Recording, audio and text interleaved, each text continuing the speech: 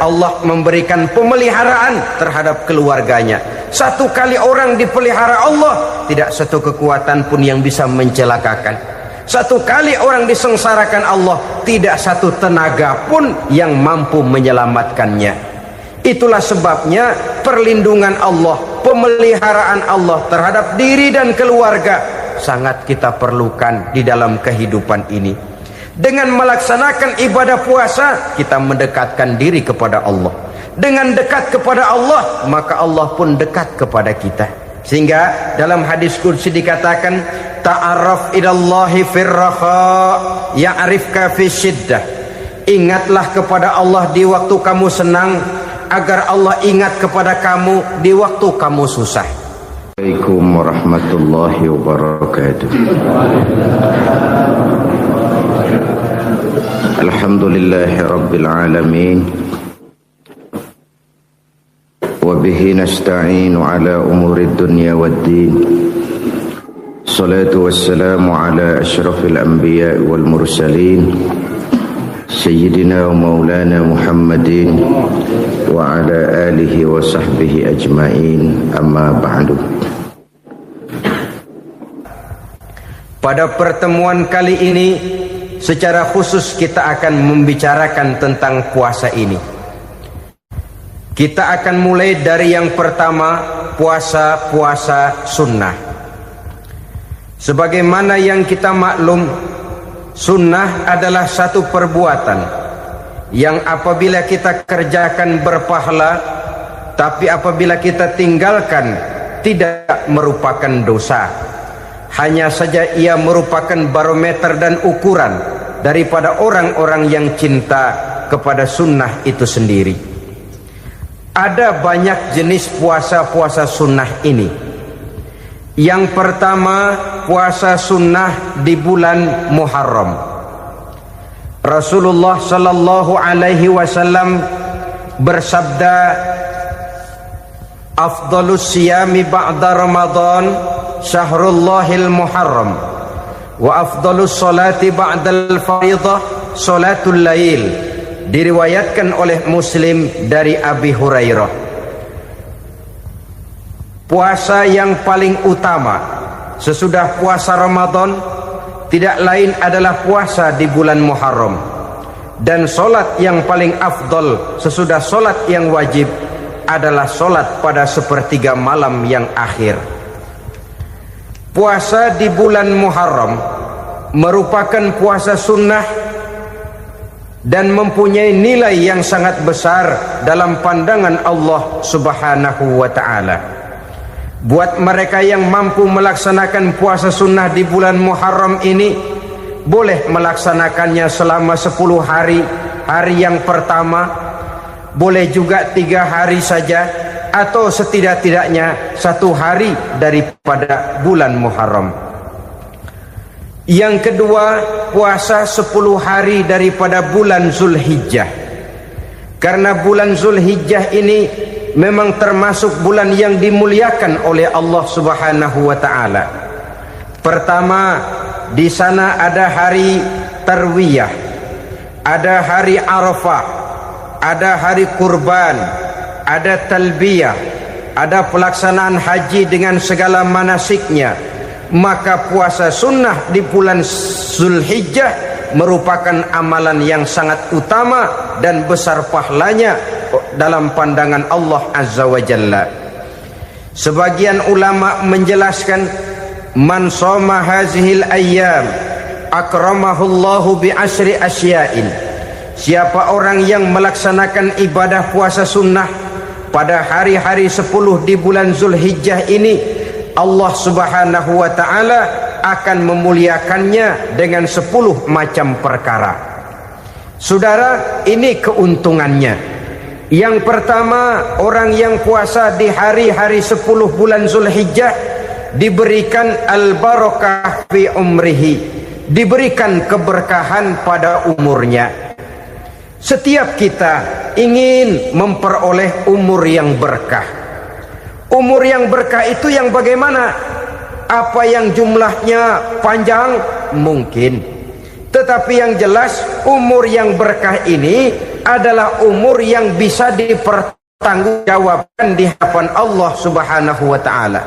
Artinya umur yang diisi penuh dengan kebajikan, umur yang diisi dengan segala macam kegiatan ibadah, dan umur yang dengan demikian sungguh pun kita sudah mati, jasad terkubur dalam tanah, nama kita akan tetap hidup, dikenal orang oleh karena kebajikan yang kita kerjakan. Saya kira akan lebih merupakan azab ketimbang nikmat kalau orang diberikan umur panjang tapi hanya untuk menumpuk-numpuk dosa saja. Kan lebih baik mana? Umur pendek banyak pahala, umur panjang banyak dosa. Lebih baik mana? Hah? Saya yakin yang paling baik tentu umur panjang banyak pahala. Paling sial umur pendek dosa melulu. Sudah diberikan umur pendek tidak seberapa, dosa berlipat ganda. Itu kalau orang kampung bilang tekor namanya. Rugi. Umur pendek hanya untuk menumpuk-numpuk dosa. Boleh jadi kalau umat-umat zaman dulu, saudara, mereka diberikan umur panjang. Nabi Adam, kita tahu Nabi Adam itu 2000 tahun umurnya. Nabi Nuh 950 tahun. Umatnya ya rata-rata segitu itu. Nah, kalau mereka misalnya punya umur 800 tahun, lalu 200 tahun mereka melakukan dosa, kan masih punya restan 600 tahun untuk taubat. Karena umurnya diberikan jatah panjang. Kita ini oleh Allah Subhanahu wa taala, umat Nabi Muhammad ini umurnya pendek-pendek. Kalau nyontoh Nabi 63 tahun saja. Kalau diberikan 70 tahun umur kita sekarang, itu sudah dapat jatah lebih 7 tahun. Alhamdulillah bahwa Allah memberikan saat-saat, waktu-waktu, tempat-tempat yang punya nilai istimewa, sehingga umur yang pendek ini bisa bernilai panjang. Nilai ibadahnya bisa bernilai pahala seperti umat yang berumur panjang dahulu itu. Karena itu manfaatkan umur dengan baik, dan salah satu keberkahan daripada umur akan datang dengan melaksanakan ibadah puasa sunnah. Ini yang pertama. Yang kedua, az-ziyadatu fi malihi, berikan tambahan hartanya, menjadi orang kaya. Kaya apa? Kaya hati setidak-tidaknya. Karena dengan tekun dan rajin melaksanakan ibadah puasa, yang segera tertanam dalam jiwa seseorang merasakan cukup di dalam kehidupan. Itulah dia orang yang paling kaya, orang yang hidupnya paling cukup. Kalau orang sudah merasa cukup dalam hidupnya, maka itulah dia orang yang kaya. Saudara-saudara kaum muslimin rahimakumullah, puasa sunnah memberikan tambahan harta, usahanya berkembang, dengan demikian membawa keberkahan, hartanya makin bertambah, akan menunjang ibadahnya kepada Allah, lebih memantapkan dan membawa ketenangan dalam hidupnya. Itu termasuk berkahnya melaksanakan puasa sunnah itu. Yang ketiga, al-hifzu fi iyalihi, diberikan penjagaan, perlindungan terhadap keluarganya, anaknya sehat, sanak famili dan handai tolannya terjaga dan terpelihara dari segala malapetaka, dari segala mara bahaya, kesehatannya terjamin dan terpelihara. Itu sudah merupakan modal yang sangat besar di dalam kita mengarungi kehidupan. Sebab rasanya sulit untuk bahagia, duit kita banyak sekali, usaha kita selalu mendatangkan untung yang berlipat ganda. Tapi sebentar-sebentar anak kita sakit, yang ampek, yang korengan, yang kena musibah, ndak tak karu-karuan sakit, berobat sampai jutaan rupiah. Itu kan sudah tidak membawa kebahagiaan. Uang masuk yang begitu banyak jumlahnya, habis akhirnya untuk berobat saja. Sebenarnya hitung-hitung ya seri-seri juga. Usaha berhasil, duit banyak, habis untuk berobat. Lah sama juga saudara-saudara, Jadi dengan demikian, biar duit kita banyak, asal keluarga pada sehat saja, udah enak bener itu. Duit banyak, ekonomi cukup, keluarga sehat, nikmat rasanya menjalani kehidupan ini. Yang kiamat sudah duit kagak barang seperak, keluarga ampek semua. Kiamat sudah. Saudara hadirin yang saya hormati, jadi yang ketiga, Allah memberikan pemeliharaan terhadap keluarganya. Satu kali orang dipelihara Allah, tidak satu kekuatan pun yang bisa mencelakakan. Satu kali orang disengsarakan Allah, tidak satu tenaga pun yang mampu menyelamatkannya. Itulah sebabnya perlindungan Allah, pemeliharaan Allah terhadap diri dan keluarga sangat kita perlukan di dalam kehidupan ini. Dengan melaksanakan ibadah puasa, kita mendekatkan diri kepada Allah. Dengan dekat kepada Allah, maka Allah pun dekat kepada kita. Sehingga dalam hadis qudsi dikatakan, ta'arraf ilallahi firraha ya'rifka fi syiddah. Ingatlah kepada Allah di waktu kamu senang, agar Allah ingat kepada kamu di waktu kamu susah. Yang kita laksanakan kadang-kadang sebaliknya. Waktu susah kita ingat Allah, waktu senang kita lupa Allah. Akhirnya nanti pada waktu kita melarat, kebelangsak, susah dan sebagainya, pertolongan tidak akan datang kepada kita. Benar, ta'arraf ilallah firraha ya'rifka fi syiddah. Ingatlah kepada Allah di waktu kamu susah, ingatlah kepada Allah di waktu kamu senang, agar Allah ingat kepadamu di waktu kamu mendapat kesusahan. Umumnya watak manusia memang kalau sudah dapat susah, ingat kepada Allah. Waktu duduk, waktu berbaring, sambil tidur, dalam segala keadaan Allah disebutnya, Allah dimintakan pertolongannya. Tapi dikala dia berada pada posisi di atas angin, merasa senang, bahagia, Allah terlupakan. Saudara-saudara kaum muslimin, itu yang ketiga. Yang keempat, at-takfiru li sayyiatihi. Orang yang melaksanakan puasa sunnah itu diampuni segala dosa dan kesalahan yang telah dilakukannya. Dan yang kelima, at-tad'ifu li hasanatihi, diberikan balasan yang berlipat ganda dari segala kebaikan yang dikerjakannya. 1 berbalas 7, 7 bisa berbalas 10, 10 masih berbalas 100, masih ditambah dengan wallahu yudha'ifu liman yasha. Allah melipat gandakan pahala orang-orang yang dikehendakinya. Maka carilah satu kebaikan yang apabila kita kerjakan, dosa akan dihapus dan nilai pahalanya menjadi berlipat ganda. Satu kali kita bekerja, 2-3 pulau bisa kita raih dan kita jangkau. Yang keenam, orang yang melaksanakan puasa sunnah di bulan Zulhijjah, at-tashil li sakarati mautihi, diberikan kemudahan pada saat menghadapi sakaratul maut. Maut a mysterious problem. Dia adalah pintu yang setiap orang pasti akan memasukinya. Bahwa mati adalah mati, itu semua kita tahu. Tapi hakikat orang pada saat menghadapi mati itu kan berbeda-beda. Ada yang matinya itu gampang sekali, persis orang tidur saja, tidak nampak gelisah, tidak bikin susah yang hidup, tidak gelimpangan di tempat tidur, persis seperti orang mau tidur saja. Ada yang sulit sekali menghadapi sakaratul maut, gelimpangan di tempat tidur, bikin bingung orang yang nunggu. Kadang-kadang seperti kerbau digorok lehernya. Saudara-saudara, sulit menghadapi sakaratul maut. Oleh karena itu Rasulullah sallallahu alaihi wasallam sering beliau itu kalau berdoa membaca Allahumma hawin alayya fi sakaratil maut.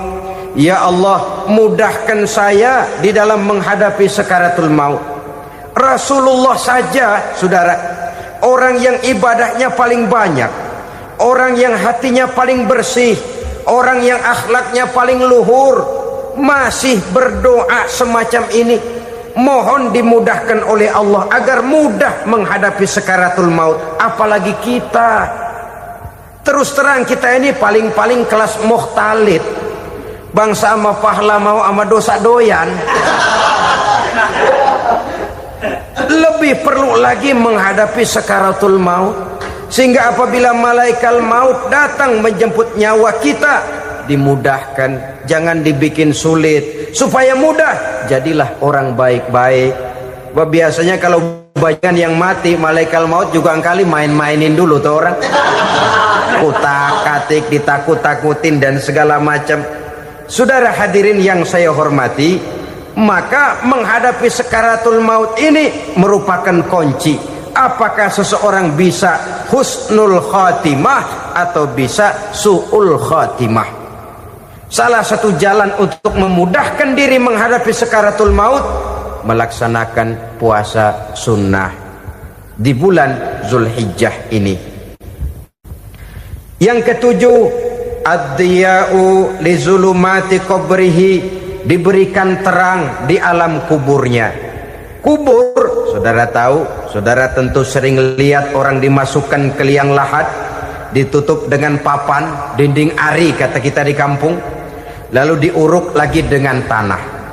Dalamnya liang lahat, gelapnya liang lahat, gelapnya diuruk dengan tanah, gelapnya di dalam kubur, tiga gelap yang menjadi satu.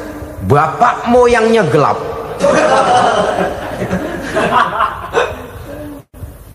Puasa sunnah ini merupakan terang di alam kubur kita nanti. Yang kedelapan, at-tasqil limizanihi, diberikan keringanan pada timbangan di hari akhirat nanti.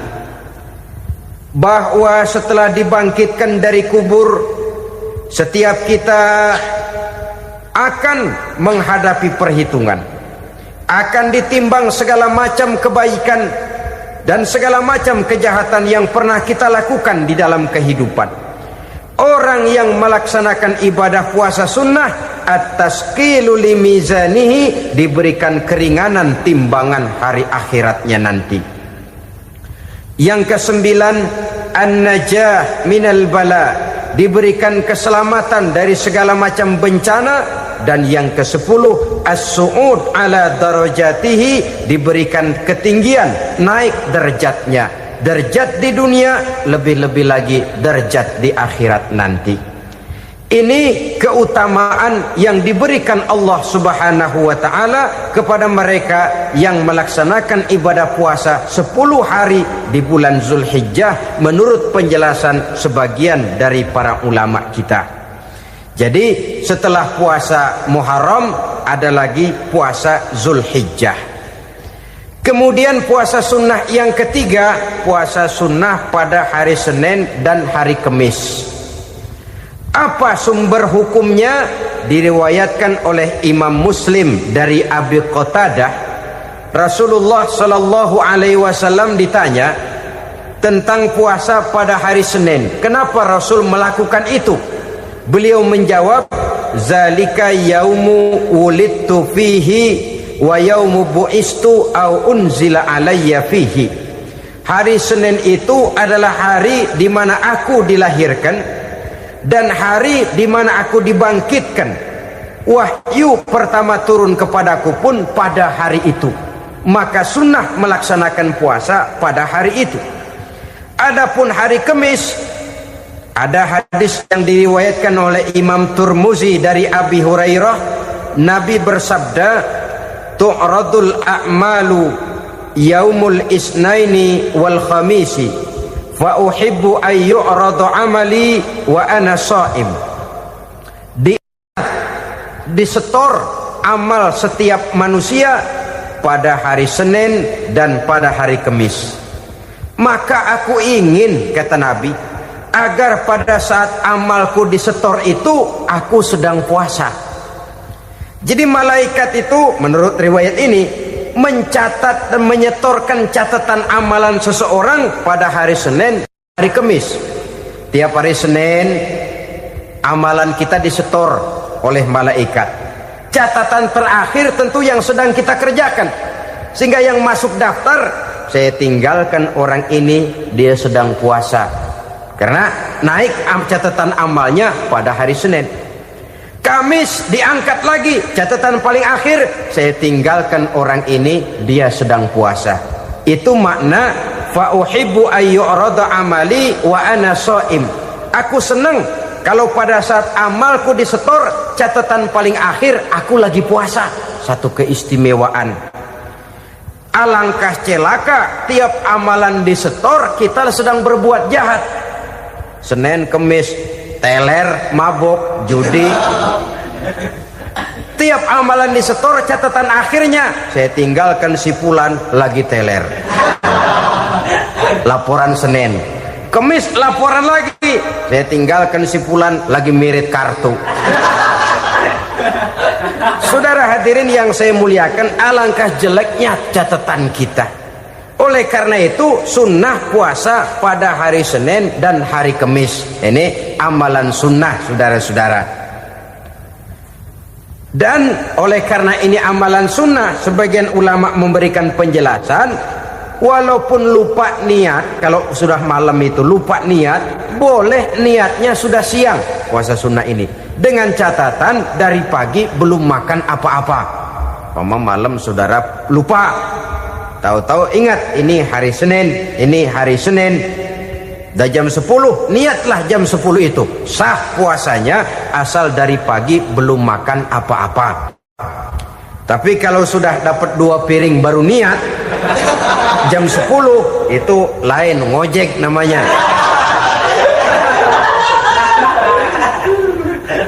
Jadi puasa sunnah yang ketiga, puasa pada hari Senin dan hari Kamis. Yang keempat, puasa jenis sunnah yang keempat, puasa 6 hari di bulan Syawal. Diriwayatkan oleh Imam Muslim dari Abi Ayyub bahwa Nabi bersabda, "Man shoma Ramadhana summa atba'ahu sittan min Syawal kana kasyamid dahri."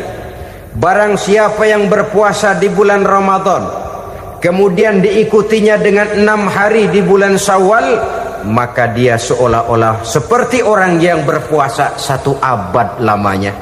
Allahu Akbar. Demikian besar keuntungannya.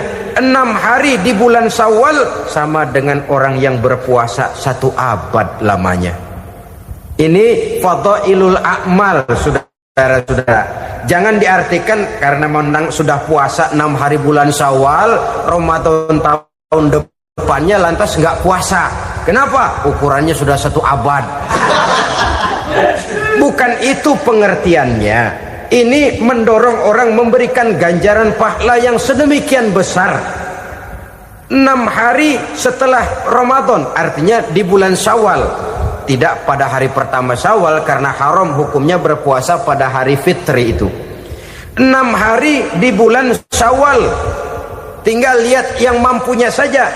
Boleh berurutan, boleh tidak berselang-seling, boleh. Asal saja jumlahnya 6 hari selama masih bulan Syawal itu. Hari ini 3 hari lagi, 4 hari lagi, diselang-seling atau berurutan, itu juga lebih baik. Puasa sunnah 6 hari daripada bulan Syawal. Kemudian yang kelima, puasa sunnah 3 hari pada setiap bulan. 3 hari pada setiap bulan. Diriwayatkan oleh Imam Bukhari dan Muslim dari Abi Hurairah. Abi Hurairah bercerita, "Ausani khalili sallallahu alaihi wasallam bisalasin." Kekasih saya Rasulullah berwasiat kepada saya, memesankan benar-benar kepada saya untuk melaksanakan 3 amalan yang terpuji. Pertama, siyamu salasati ayyamin min kulli syahrin. Puasa 3 hari dalam setiap bulan. Ini wasiat yang pertama. 3 hari pada setiap bulan. Tidak peduli bulan apa saja. Dalam artian ya bulan menurut perhitungan Islam ya. Muharram, Safar, Rabiul Awal, Rabiul Tsani, Jumadal Ula, Jumadil Akhir, Rajab, Sya'ban, Ramadan, Syawal, Zulqa'dah, Zulhijjah dan selanjutnya.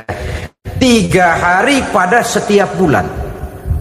Tanggalnya tanggal berapa saja, lebih utama pada yang disebut Yaumul Bid, yaitu hari-hari di mana bulan menunjukkan purnama. Tanggal 13, tanggal 14 dan tanggal 15 pada setiap bulannya itu disunahkan melaksanakan puasa. Itu wasiat pertama, puasa 3 hari pada setiap bulan. Wasiat yang kedua, warok'atai duha, melaksanakan sholat duha sekurang-kurangnya 2 rakaat. Itu wasiat yang dipesankan benar kepada saya, kata Abi Hurairah. Pertama, puasa 3 hari pada setiap bulan. Yang kedua, usahakan jangan meninggalkan 2 rakaat minimal daripada sembahyang duha. Kita tahu sembahyang duha itu sembahyang sunnah di waktu pagi seketika matahari naik sepenggalahan. Sekurang-kurangnya 2 rakaat, sebanyak-banyaknya 8 rakaat. Di antara fadilah atau keutamaan daripada sholat duha ini yaitu menyangkut masalah rezeki dan usaha. Kemudian wasiat yang ketiga, wa an utira qabla an anama. Beliau sangat berwasiat kepada saya untuk sholat witir sebelum tidur. Artinya sholat malam sebagai amalan sunnah di dalam kehidupan kita. Jadi saudara-saudara, dalam hidup ini kita akan selalu berbentur dengan keperluan. Kalau pada satu saat kita sudah sampai kepada tahap berpikir ini keperluan saya, tentu hal-hal semacam ini akan kita kerjakan. Kita belum tergerak melaksanakan ini semua oleh karena barangkali kita merasa belum memerlukannya. Karena itu marilah kita berusaha di samping melaksanakan puasa yang wajib juga melaksanakan puasa yang sunnah di dalam kehidupan kita. Ini jenis puasa-puasa yang sunnah. Kemudian yang kedua, ada macam puasa yang disebut puasa nazar. Hukum pelaksanaannya wajib apabila nazarnya sudah terwujud. Puasa nazar, puasa yang dikaitkan dengan suatu persoalan. Umpamanya, kalau saya lulus ujian, saya akan puasa 1 minggu lamanya. Begitu ujiannya ternyata lulus, dia wajib bayar nazarnya. Puasa 7 hari, tidak lagi sunnah tapi wajib karena dia nazarkan. Asal saja tidak sah nazar kepada yang makruh apalagi kepada yang haram. Umpamanya nazar kalau tembus 6 nomor mau puasa 3 hari. Itu nazar semacam itu bukan saja tidak sah tapi haram hukumnya. Tidak boleh nazar kepada yang makruh apalagi kepada yang haram. Jadi apabila maksud yang sudah kita niatkan tercapai, wajiblah nazar itu dibayar, yaitu kalau nazarnya sunnah melaksanakan ibadah puasa.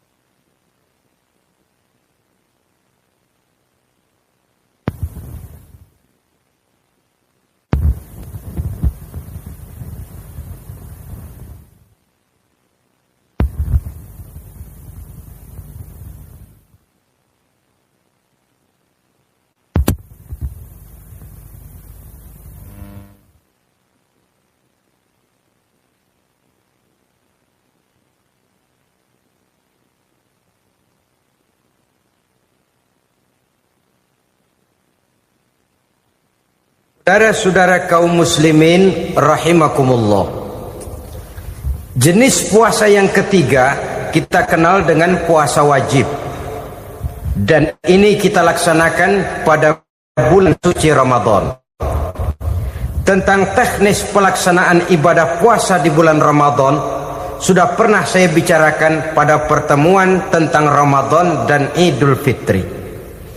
Pada kesempatan ini saya hanya ingin mengajak bahwa di dalam melaksanakan ibadah puasa Ramadan ini, marilah kita mengadakan evaluasi.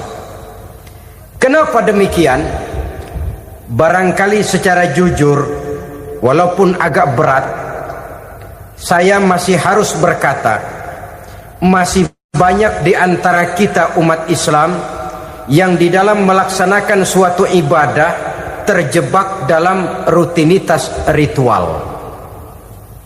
Apa itu rutinitas ritual? Itu bahasa susah. Berhubung saya tidak ingin bicara yang susah-susah, kita bicara yang mudah-mudah saja. Maksud saya, banyak di antara kita umat Islam yang di dalam melaksanakan suatu ibadah itu hanya dengan prinsip asal sekadar gugur kewajiban saja.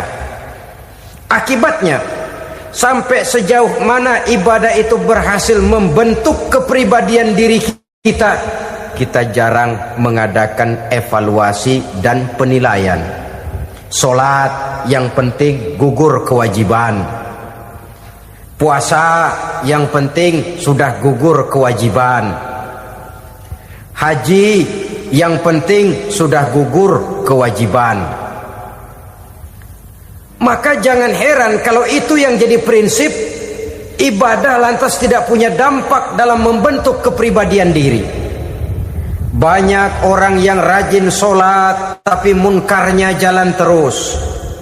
Sampai kadang-kadang kita bingung, yang sembahyang dia, yang nyolong dia.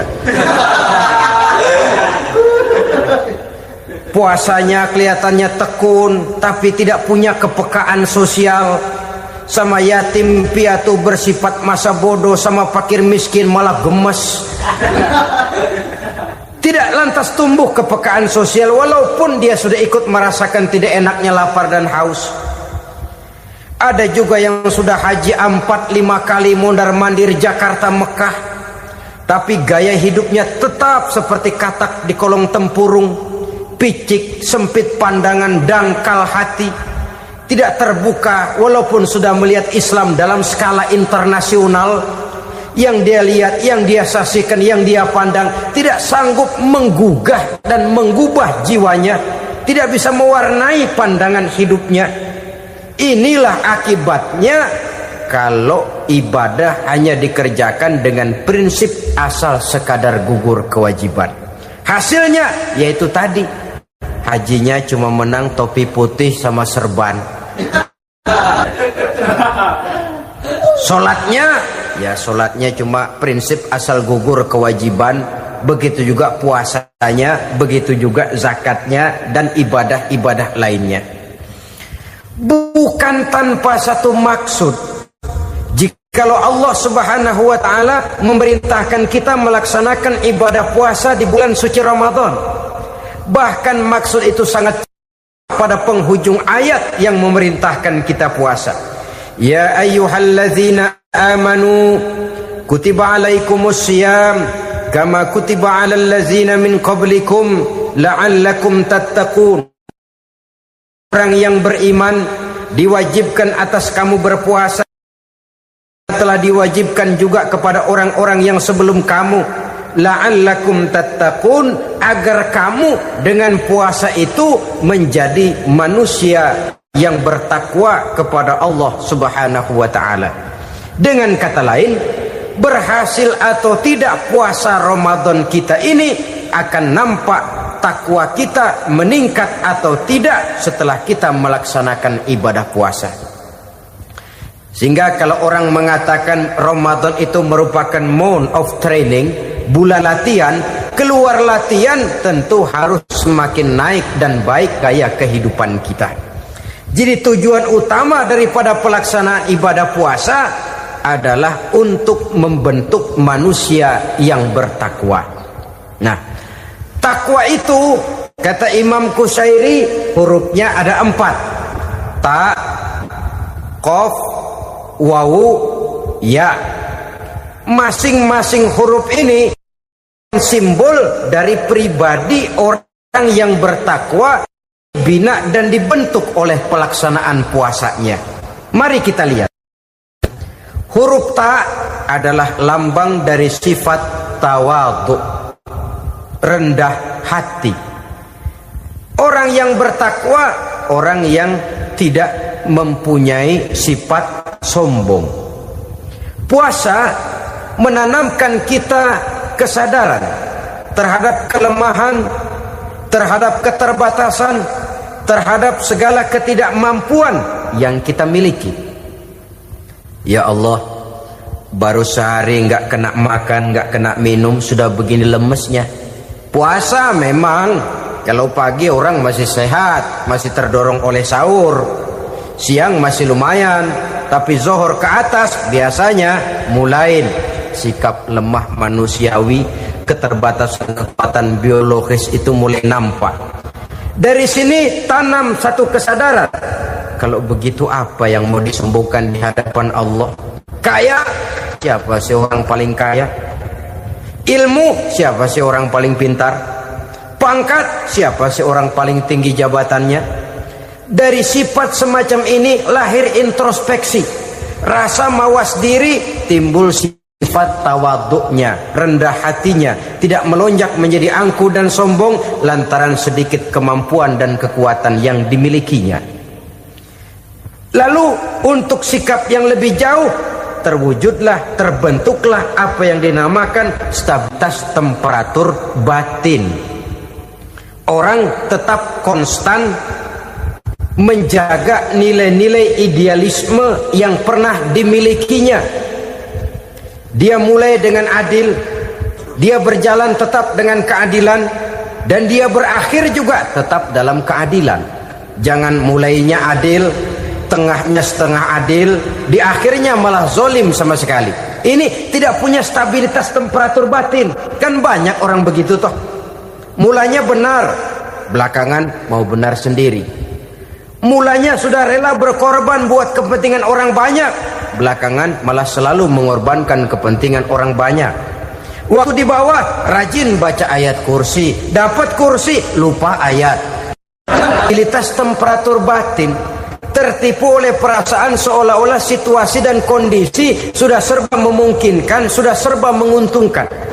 Orang yang dibentuk pribadinya oleh pelaksanaan ibadah puasa, dia sadar apapun keberhasilannya, apapun kedudukannya, apapun nilai kekayaannya, itu cuma sebagian kecil sekali dari apa yang ada pada zat Allah Subhanahu wa ta'ala.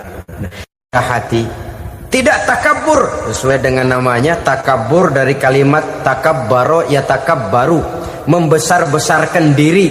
Orang yang suka membesar-besarkan diri, orang yang tidak yakin bahwa dirinya orang besar, lalu dibesar-besarkan dirinya. Sebenarnya itu sudah satu sikap di mana dia tidak percaya kepada diri sendiri. Dirinya sebenarnya bukan apa-apa, cuma ingin dianggap besar, lalu dibesar-besarkan. Takabbur namanya. Puasa sekali lagi melatih kita menanamkan kesadaran akan kelemahan dan keterbatasan kita sebagai makhluk.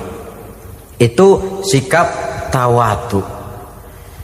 Fir'aun, saudara tahu Fir'aun, lama-lama dia jadi raja, lupa diri dan lupa daratan, melonjak menjadi angkuh dan sombong sampai kepada puncak kekurang ajarannya, memproklamirkan dirinya menjadi Tuhan. Hitler juga begitu. Pendeknya orang manakala tidak ada kesadaran tentang dari mana segalanya berasal dan kemana segalanya akan kembali, dia mudah out of control. Kalau sudah out of control, maka dia akan melakukan perbuatan yang melampaui batas. Itu yang pertama. Jadi orang takwa, orang yang rendah hati, salah satu tujuan daripada pelaksanaan ibadah puasa menanamkan sikap rendah hati. Dari sikap rendah hati ini yang timbul lalu apa? Kepekaan sosial. Kalau saya puasa, saya sudah merasakan bagaimana tidak enaknya lapar. Saya sudah merasakan bagaimana tidak enaknya haus. Tapi bagaimanapun, saya lapar cuma sebentar, saya haus cuma sebentar. selesai maghrib lapar saya hilang, haus saya hilang. Bagaimana yatim piatu, orang-orang tua jompo yang perlu santunan, orang-orang miskin yang terkapar di kolong-kolong jembatan, yang tiap hari merasakan perasaan seperti ini tanpa tahu kapan hidup dan nasibnya akan berubah, tidur beratapkan langit berselimut koran. Kalau demikian saya ini beruntung. Kalau demikian apa yang bisa saya lakukan untuk mereka? Kepekaan sosial ini lalu timbul dalam apa yang orang sekarang namakan solidaritas, kesetiakawanan sosial. Hidup tidak hanya untuk kepentingan diri dan perutnya sendiri saja, tapi mau menolong, mau membantu orang yang memang memerlukan bantuan dan pertolongan itu sendiri. Jangan setelah tahu lapar tidak enak, haus tidak enak, tapi kita tidak mau tenggang rasa, tidak mau timbang rasa. Begini loh tidak enaknya lapar, begini loh tidak enaknya haus. Ini terjadi pada diri saya. Saya masih mampu, masih berbuka puasa. Bagaimana yang tiap hari merasakan seperti ini? Tidak Ramadan, tidak Syawal, tidak Zulqa'dah, tidak Zulhijjah, selalu kelaparan dan kehausan. Dari sana timbul kepekaan sosial. Lalu lahirlah sikap pemurah, dermawan, mau menoleh ke kiri dan ke kanan. Bahkan Al-Quran itu sampai mengancam betul. Ara'aita allazi yukadzibu bid-din fadzalika allazi yad'ul yatim wa la mendustakan agama. Islam mendustakan Islam. Solat dia tapi mendustakan solat. Puasa dia tapi mendustakan puasa. Siapa mereka itu? Fadzalika allazi yad'ul yatim. Merekalah orang-orang yang meninggalkan anak-anak yatim. Wa la yahuddu ala ta'amil miskin, dan tidak pernah memberi pertolongan, tidak memerintahkan memberi makan kepada fakir miskin, walaupun dia berada pada posisi dan kondisi yang memang dia mampu. Nah, kalau dia tidak mampu itu lain soal. Dia mampu, dia tahu, dan dia diam saja. Itu termasuk yukadzibu biddin, orang-orang yang mendustakan agama. Berlindung kita kepada Allah, jangan sampai termasuk ke dalam kelompok itu. Yang kedua, saudara, huruf takwa itu qaf. Qaf adalah lambang dari sifat qanaah. Qanaah artinya merasa cukup.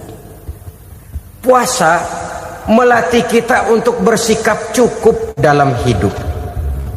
Kalau kita perturutkan menjelang saat berbuka, menunggu waktu berbuka, istilah orang di Jawa Barat ngabuburit katanya. Kita menunggu saat berbuka, segalanya saja ingin kita beli, segalanya saja ingin kita minum, semuanya saja ingin kita makan. Sebab nafsu sudah begitu berupa, perut sudah sedemikian lapar, kerongkong sudah sedemikian haus, rasanya semuanya saja ingin kita telan. Tapi tahukah kita bahwa setelah maghrib berbunyi, berapa banyak yang kita makan, berapa banyak yang kita minum? Sesuaikah dengan keinginan kita tadi siang? Tadi siang semuanya ingin kita makan, tadi siang semuanya ingin kita minum. Setelah berbuka, berapa banyak yang kita makan, berapa banyak yang kita minum? Itulah kehidupan. Segalanya ingin kita kuasai, segalanya ingin kita punyai, tapi berapa sih yang benar-benar kita perlukan? Maka orang kaya adalah orang yang hidupnya cukup. Orang miskin hakikat yang selalu merasa kurang. Bagaimanapun besar rumah, banyak uang kita, berpuluh kendaraan kita, kalau hidup selalu merasa kurang, itu artinya kita masih miskin. Maka jikalau ingin menjadi orang kaya, kuncinya hakikatnya cuma satu, hati kita merasa cukup dengan yang diberikan Allah, bersyukur atas segala nikmatnya, dan dengan syukur itu, nikmat itu akan ditambah oleh Allah Subhanahu wa ta'ala. Puasa menimbulkan sifat qanaah, dan qanaah adalah watak daripada orang-orang yang bertakwa kepada Allah Subhanahu wa ta'ala. Persis seperti orang minum air laut. Makin diminum makin haus, makin diminum makin kering tenggorokan. Begitulah orang berhadapan dengan materi. Tadinya dia akan senang kalau dia merasa punya tanah ratusan hektar. Sudah ratusan hektar tidak cukup, ngelamun lagi, alangkah nikmatnya kalau bisa beli gunung. Gunung dibeli. Sudah punya gunung, lihat laut. Aduh, kalau laut juga bisa dibeli, beli lagi laut. Sudah punya laut, lihat ke atas langit, ada yang jual apa enggak ya?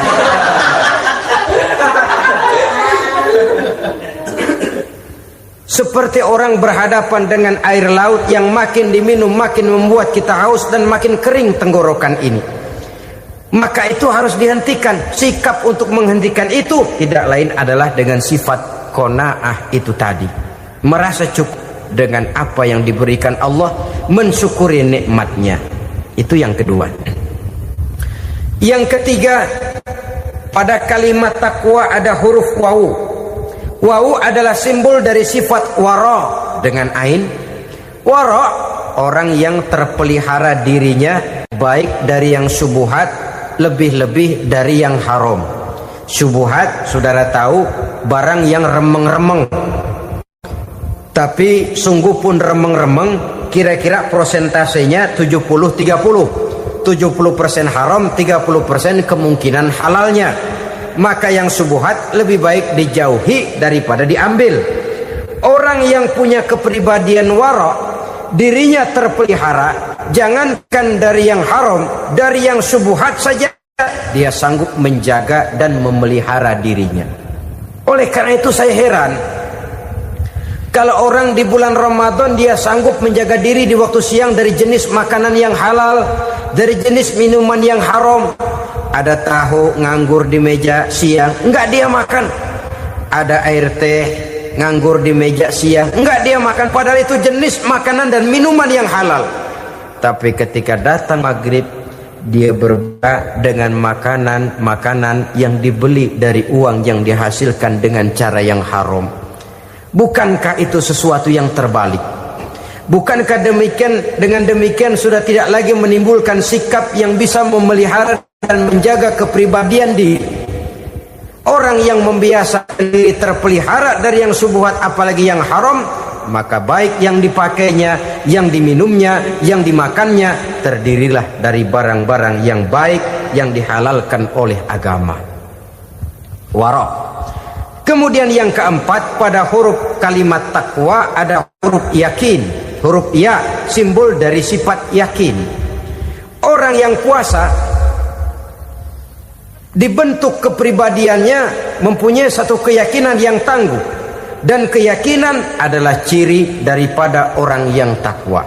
Kita lihat yang dipanggil melaksanakan ibadah puasa ini kan iman.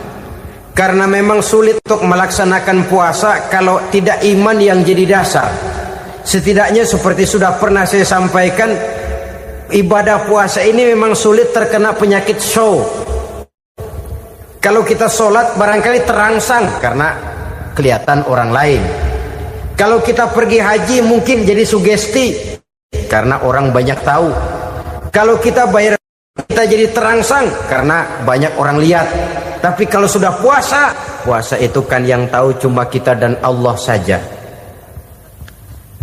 Ya, kita sholat, orang lain lihat, kita jadi rada semangat.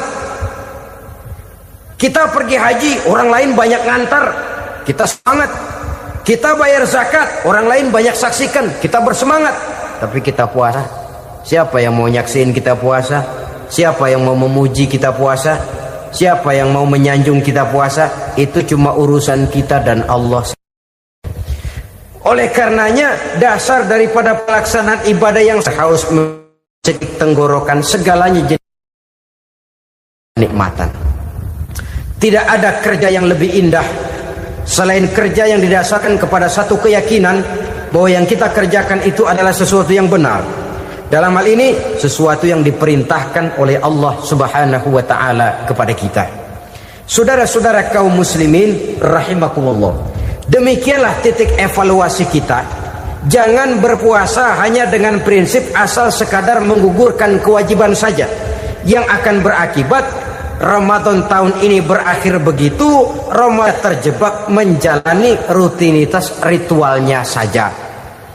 Bahkan kadang-kadang yang nyata betul, Nabi menganjurkan tingkatkan ibadah pada 10 hari yang akhir di bulan Ramadan, tanggal 20 sampai akhir Ramadan. Yang kita praktekkan malah kegiatan ibadah kita justru menurun pada 20 Ramadan yang akhir. Coba lihat 20 Ramadan ke atas, itu pasukan tarawih paling kelas 60-70 tahun ke atas. Kemana yang lain? Sudah berpikir menghadapi lebaran, berpikir pulang mudik, berpikir macam-macam. Akibatnya konsentrasi ibadah lalu buyar. Dianjurkan Rasul, tingkatkan ibadah pada 10 hari yang terakhir. Kita malah makin ke akhir makin lancip.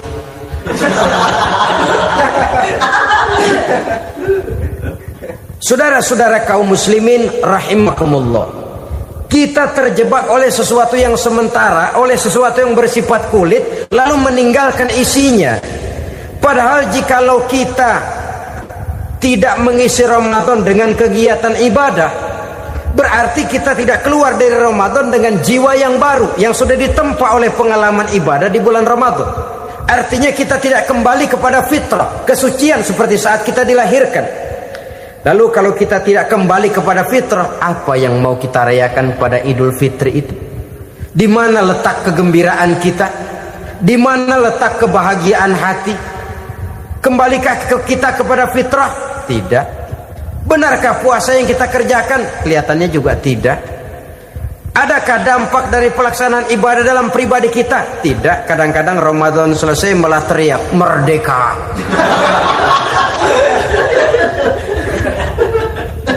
Kalau tadinya Ramadan dia merasa terhalang, mau keluar siang, mau makan siang, bulan puasa, mau minum siang, bulan puasa, mau gandengan, bulan puasa. Ramadan selesai, kibarin bendera, teriak merdeka. Lalu kembali merajalela.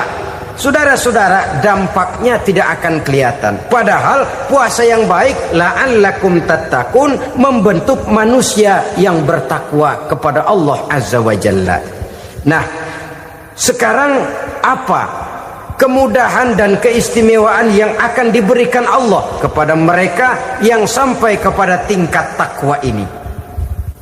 Al-Quran menjelaskan, pertama, may yattaqillaha yaj'al lahu makhraja. Barang siapa yang bertakwa kepada Allah Subhanahu wa taala, maka dia akan diberikan makhraja. Makhraja itu jalan keluar dari segala macam kesulitan. Jalan keluarnya ada saja.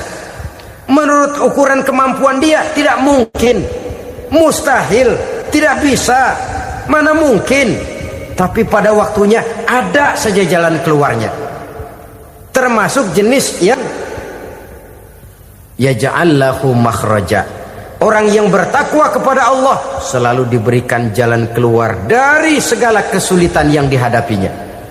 Siapa sih orangnya yang tidak pernah sulit dalam hidup ini? Siapa orang yang tidak pernah mengalami kesulitan? Tapi kadang orang menilai, itu kelihatannya hidupnya enak aja ya, kayaknya gak pernah mengalami kesulitan. Sebenarnya bukan tidak pernah mengalami kesulitan, Allah selalu memberikan jalan keluar dari segala kesulitan yang dihadapinya. Lah kalau Allah yang memberikan jalan keluar, tentu sangat mudah sekali. Orang yang bertakwa diberikan jalan keluar dari segala macam kesulitan. Satu.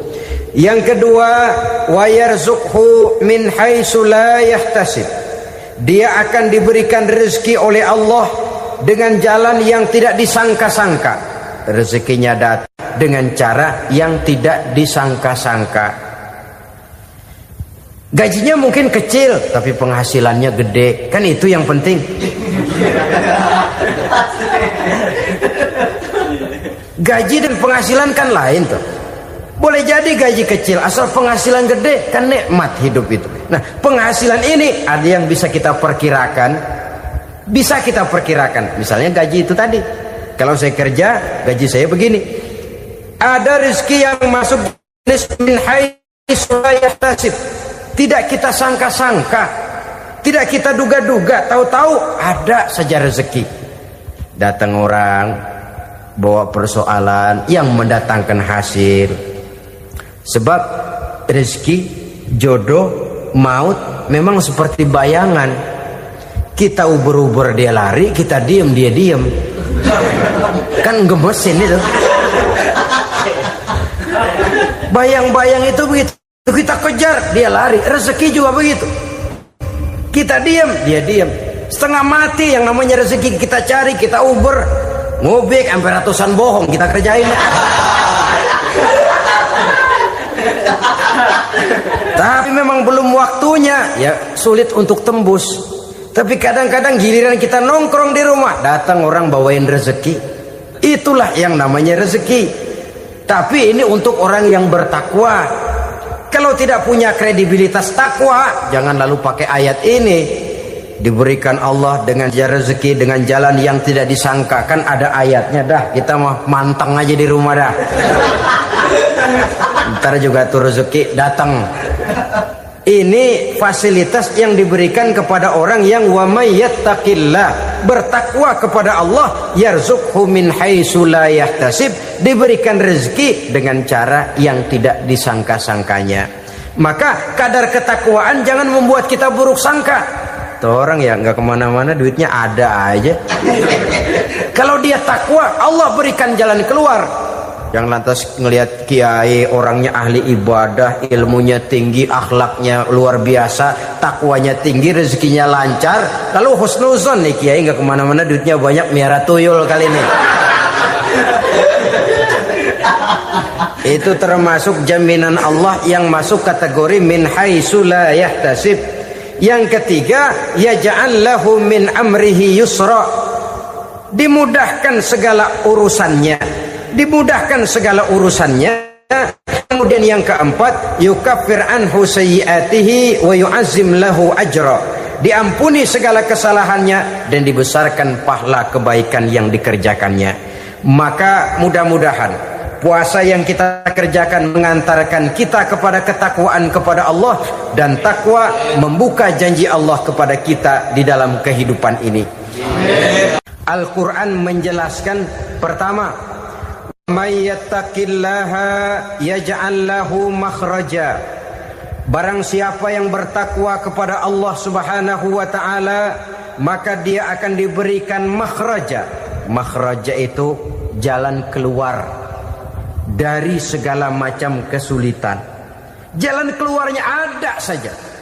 Menurut ukuran kemampuan dia tidak mungkin, mustahil, tidak bisa, mana mungkin. Tapi pada waktunya ada saja jalan keluarnya. Termasuk jenis yang yaj'al lahu makhraja. Orang yang bertakwa kepada Allah selalu diberikan jalan keluar dari segala kesulitan yang dihadapinya. Siapa sih orangnya yang tidak pernah sulit dalam hidup ini? Siapa orang yang tidak pernah mengalami kesulitan? Tapi kadang orang menilai, itu kelihatannya hidupnya enak aja ya, kayaknya gak pernah mengalami kesulitan. Sebenarnya bukan tidak pernah mengalami kesulitan, Allah selalu memberikan jalan keluar dari segala kesulitan yang dihadapinya. Lah kalau Allah yang memberikan jalan keluar, tentu sangat mudah sekali.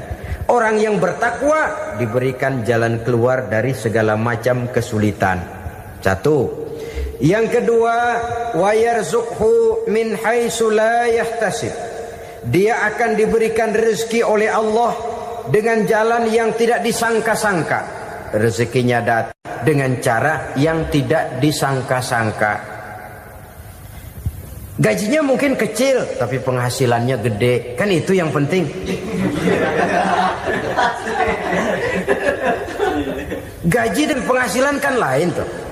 Boleh jadi gaji kecil, asal penghasilan gede, kan nikmat hidup itu. Nah, penghasilan ini ada yang bisa kita perkirakan.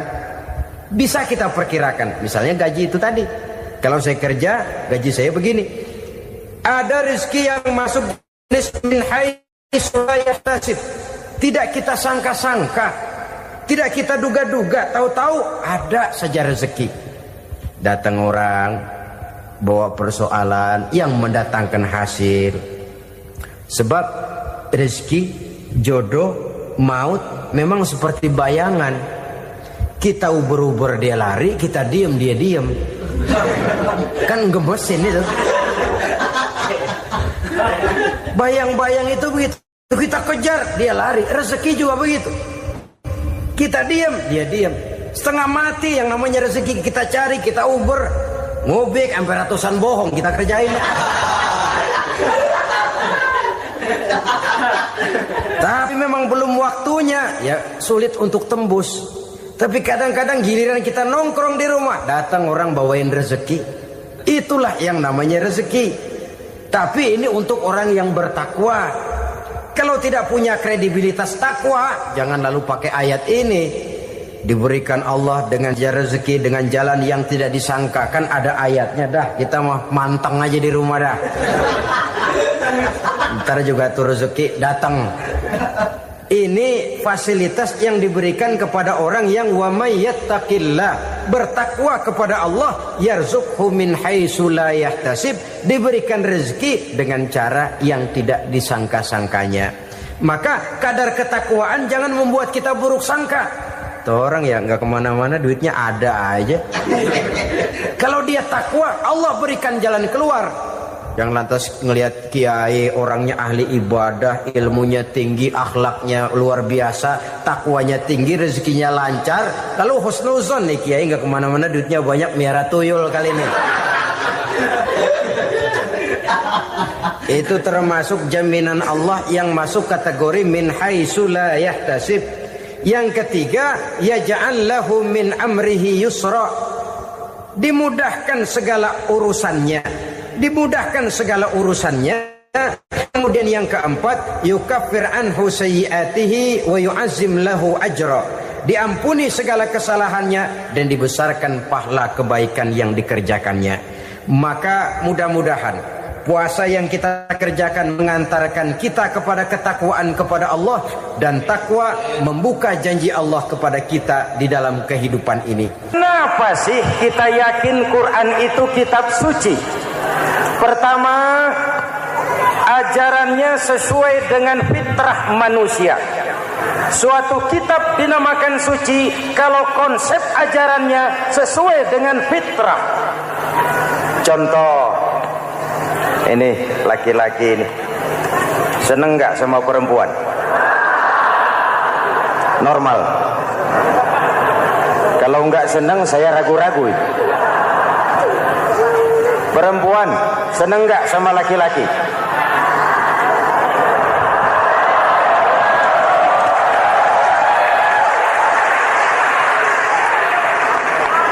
Ini fitrah. Laki-laki suka perempuan, perempuan suka laki-laki. Quran memahami itu.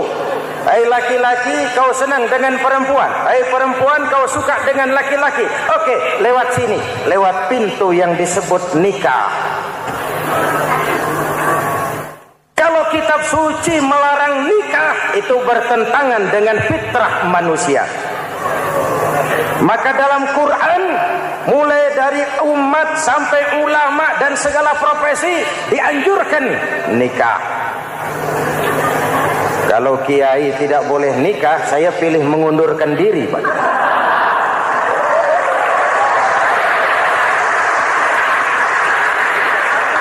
Itu bertentangan dengan fitrah. Lagian mubazir dikasih perabotan nggak dipakai.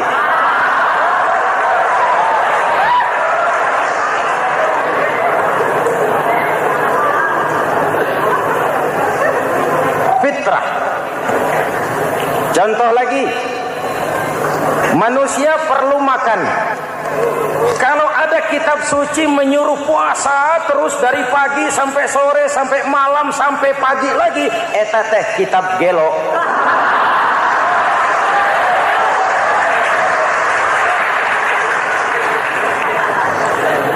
Quran sesuai dengan fitrah. Puasa mulai dari imsak sampai datang waktu maghrib.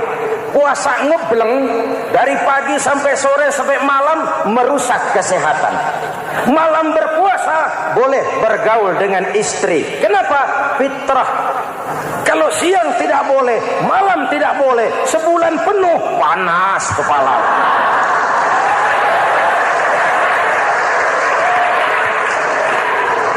Rontok rambut. Hadirin yang saya hormati, itu yang pertama. Yang kedua, kita yakini Quran sebagai kitab suci karena isinya tidak saling bertentangan, konsekuen, konsisten. Kalau ada satu kitab, di satu ayat mengajarkan Tuhan Esa, di lain ayat mengajarkan 3, liar eta mah. Bagaimana kitab suci isinya paradoks? Bagaimana kitab suci isinya saling bertentangan? Di ayat manapun sekali Quran berkata Allah itu Esa, selamanya Esa. Isinya tidak saling bertentangan. Lalu yang ketiga, kita yakini Quran kitab suci karena dia bersih dari intervensi manusiawi. Sejak turunnya Al-Quran menantang, jikalau kamu ragu terhadap Quran yang kami turunkan kepada hamba kami Muhammad, kamu anggap itu cuma bikinan Muhammad. Kalau Muhammad bisa, kamu tentu bisa. Baik, bikin satu surah semacam Al-Quran.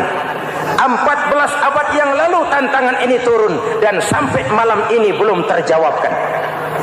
Pak, barangkali tidak ada yang mau coba. Banyak. Antara lain Musailamah Al-Kazzab. Dia mencoba membuat menandingi Al-Quran. Dia buat satu surah namanya surah Al-Fil. Bunyinya begini, bikinan Musailamah. Al-Fil, wa mal-fil, wa ma adraka mal-fil, lahu khurtumun tawil, wa lahu zail. Sudah berbentuk syair. Isinya apa? Al-Fil, gajah. Wa mal-fil, apakah gajah itu? Wa ma adraka mal-fil, tahukah kamu apa itu gajah? Lahu khurtumun tawil, dia punya belalai panjang. Wa lahu zail, dan dia punya ekor. Enggak usah turun ayat begituan, orang tahu.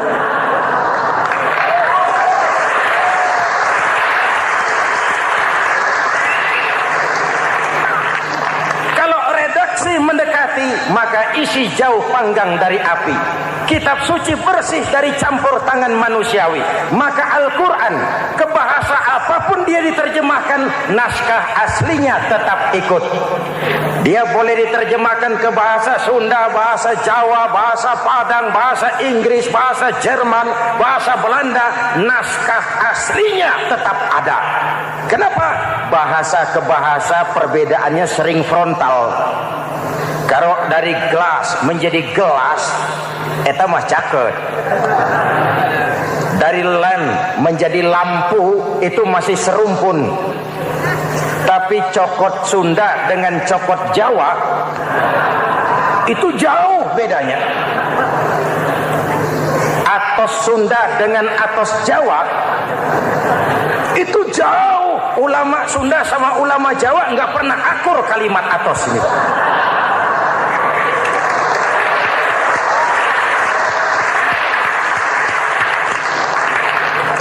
Inilah kebenaran janji Allah, inna nahnu nazzalna dzikra wa inna lahu lahafizun. Kami yang turunkan Al-Quran, kami yang akan menjaganya. Ribuan orang hafal Al-Quran. Lalu apa pesan-pesan misi utama Al-Quran? Pertama, menegakkan tauhid. Ini yang lebih dahulu, membentuk kualitas sumber daya manusia dengan menanamkan nilai-nilai keimanan, membebaskan dari ketergantungan kepada benda. Ya ayyuhan nasu ubudu rabbakumul ladzi khalaqakum. Hai manusia, Tuhanmu yang perlu kau sembah hanyalah Tuhan yang telah menciptakan kamu. Jangan menyembah Tuhan yang tidak pernah menciptakan kamu. Mengapa kau menyembah harta padahal dirimu lebih berharga dari harta? Kenapa kau menyembah pangkat dan jabatan padahal dirimu lebih berharga dari pangkat dan jabatan?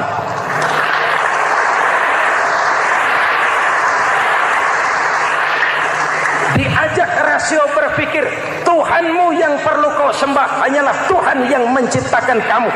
Dan Tuhan yang menciptakan kamu itu Tuhan yang lam yalid walam yulad, yang laisa kamislihi syai'un, dan itulah Allah Subhanahu wa taala.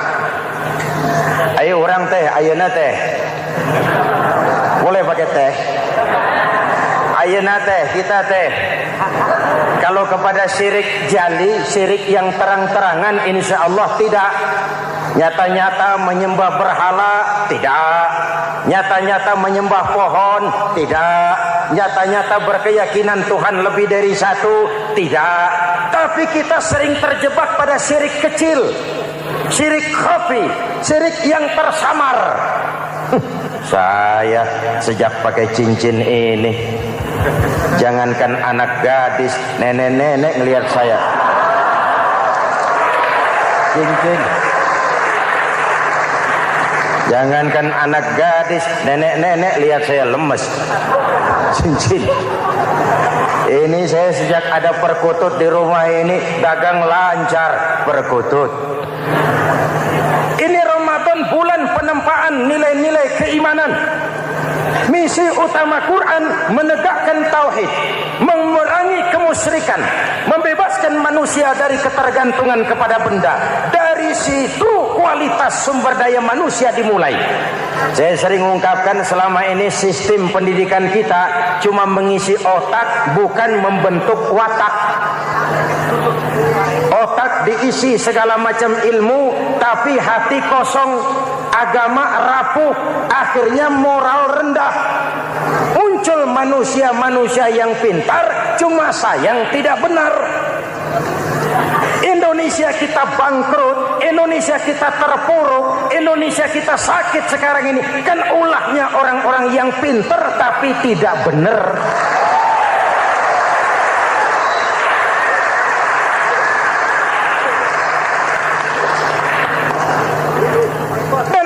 Bicara kayak begini, ini bukan pidato politik, ini nurani politik naon kadut.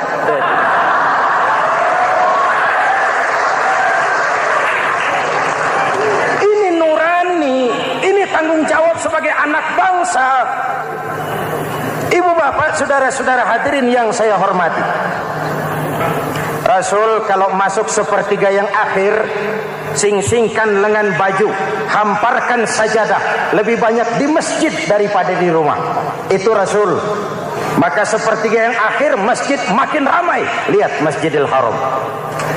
Lain dengan kita. Sepertiga yang akhir masjid mulai mengalami kemajuan. Safnya makin maju.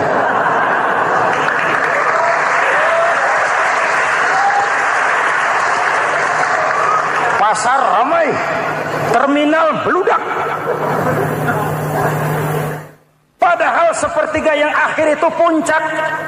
Padahal di situ nilai tambah. Dan anggap ini Ramadan terakhir yang diberikan Allah kepada kita. Kenapa? Memang tidak ada jaminan tahun depan ketemu Ramadan lagi.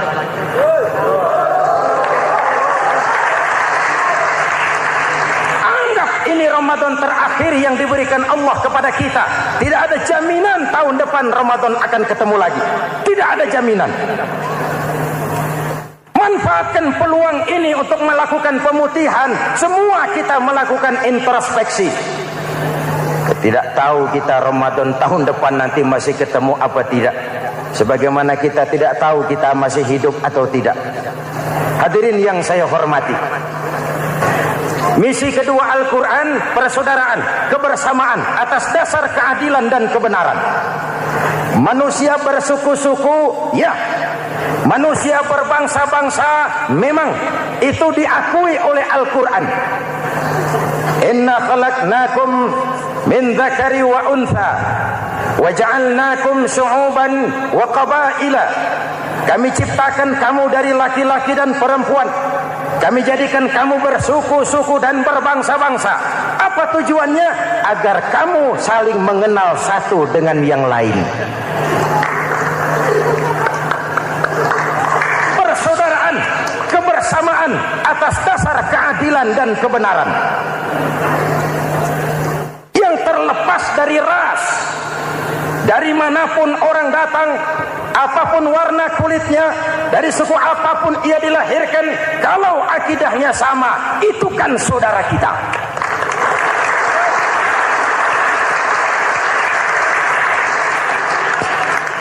Seperti di masjid, kita tidak peduli dari mana kita datang. Yang datang dari kidul, madhab ngulon mang. Yang datang dari sebelah lor, madhab ngulon mang. Yang datang dari sebelah wetan, madhab kulon mang. Yang datang dari kulon, madhab ngulon. Bukan soal dari mana kau datang, tapi satu arah menghadapmu. Kau mau Betawi, mau Sunda, mau Jawa, mau Padang, mau Aceh, mau Batak, mau Ambon, kita satu nusa, satu bangsa, satu bahasa. Marilah kita jadi lem perekat buat lingkungan kita di saat keutuhan kita sebagai bangsa sedang dalam ujian berat. Semangat kebersamaan atas dasar keadilan. Tidak ada mayoritas menekan minoritas. Umat Islam itu kalau besar, dia mampu melindungi yang kecil. Kalau kecil, dia bisa menjaga diri. Tiap solat Jumat khatib berpesan pada akhir khutbah kedua, innallaha ya'muru bil adli wal ihsan. Innallaha ya'muru bil adli wal ihsan. Allah memerintahkan kamu menegakkan keadilan dengan argumen, bukan dengan sentimen. Mengajak, bukan mengejek. Merangkul, tidak untuk tujuan memukul. Kalau sebagai bangsa kita utuh, kompak dan bersatu, saya yakin kita akan bisa mengatasi kesulitan-kesulitan sekarang ini.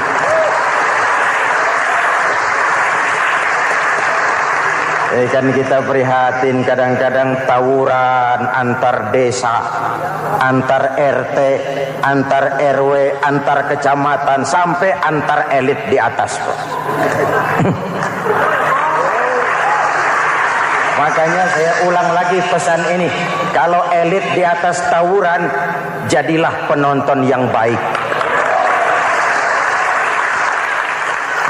Saudara-saudara kaum muslimin yang saya cintai, kita prihatin, kita seakan tercabut dari akar budaya kita sebagai bangsa. Kenapa kita yang berfalsafahkan Pancasila, kenapa kita yang berketuhanan yang Maha Esa tiba-tiba jadi beringas dan brutal? Ada maling ayam ketangkap, disiram bensin, dibakar hidup-hidup. Kok kita bisa begitu? Street justice, pengadilan jalanan mulai tegak. Iyalah kita tidak puas dengan kerja aparat kita, tapi jangan main hakim sendiri. Ini negara, bukan hutan.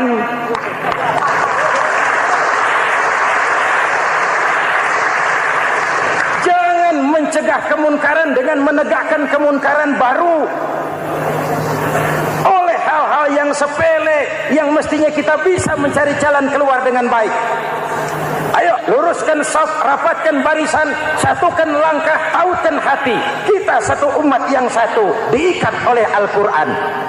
Hanya dengan kebersamaan kita akan mampu menata hari esok yang lebih baik atas dasar keadilan dan kebenaran. Dulu Muhammad Toha teriak takbir ngadepi Belanda. Bung Tomo teriak takbir ngadepi Belanda. Ayeuna takbir ngadepi batur sadulur salembur. Nanaunan.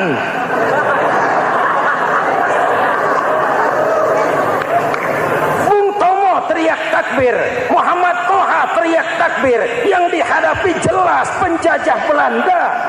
Kita ngadepi saudara sendiri, Allahu Akbar.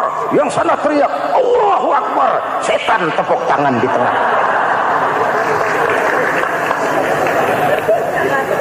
Yuk kita rukun yuk. Kita kompak yuk. Kita bersatu yuk. Kita pulang yuk.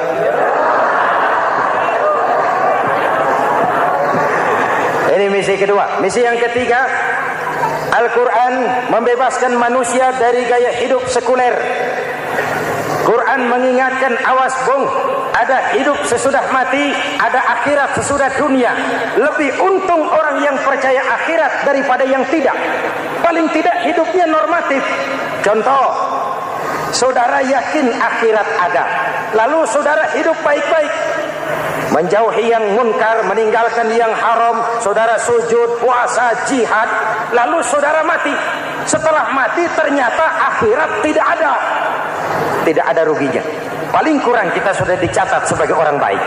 Sebaliknya, saudara tidak percaya sama akhirat, lalu hidup seenaknya, judi, mabuk, zina, nipu orang, korupsi, tenggelam dalam kemunkaran, lalu mati. Setelah mati ternyata akhirat ada. Kemana anjen? Lebih untung orang yang percaya akhirat ketimbang yang tidak. Hidupnya ada rem. Iya Pak, saya kepengen banyak uang, tapi kalau main judi nanti di akhirat bagaimana? Iya, saya kepengen jadi orang kaya, tapi kalau korupsi, nipu orang, buka peternakan tuyul, nanti di akhirat bagaimana? Gaya hidup yang berkeseimbangan. Ada hidup sesudah mati dan ada akhirat sesudah dunia. Yang keempat, Quran membebaskan manusia dari belenggu kebodohan. Quran ayat yang pertama turun sudah berkata, Iqra, baca, kamu jangan jadi bodoh. Kebodohan menimbulkan kemiskinan, kemiskinan mendekatkan kepada kekufuran. Yang kelima, ini kado buat ibu-ibu. Quran mengangkat harkat, derajat dan martabat kaum wanita. Sebelum Quran turun, sebelum Islam datang, nasib wanita sangat menyedihkan. Dilahirkan hanya untuk melahirkan. Kalaupun berperan, peranannya tidak lebih segitiga. Dapur, sumur, kasur. Kasur, sumur, dapur. Dapur, sumur, kasur. Wanita dilecehkan, sekadar alat pemuas nafsu. Datang Islam, Rasul terenyuh. An-nisa imadul bilad. Wanita adalah tiangnya negara. Jikalau baik wanita, baik negara. Jikalau rusak wanita, hancur negara. Karena wanita, negara jaya. Betul? Karena wanita, negara hancur. Betul? Maka wanita adalah bidadari yang kadang-kadang setan. Kadang-kadang.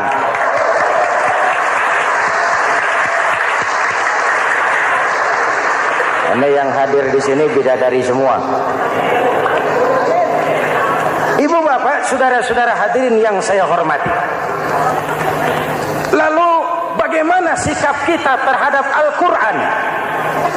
Quran sendiri menjelaskan, "Tsumma awrasnal kitaba allazina istafaina min ibadina." Kemudian kami wariskan kitab Al-Quran yang kami pilih buat hamba-hamba kami yang terpilih. Luar biasa. Umatnya umat pilihan, Rasulnya Rasul pilihan, kitabnya pun kitab pilihan. Kami wariskan Al-Quran kepada hamba-hamba kami yang kami pilih. Bagaimana sikap mereka setelah menerima Al-Quran? Terbagi tiga. Pertama, faminhum zalimun linafsihi. Di antara mereka ada yang setelah menerima Al-Quran lalu zalim kepada dirinya sendiri.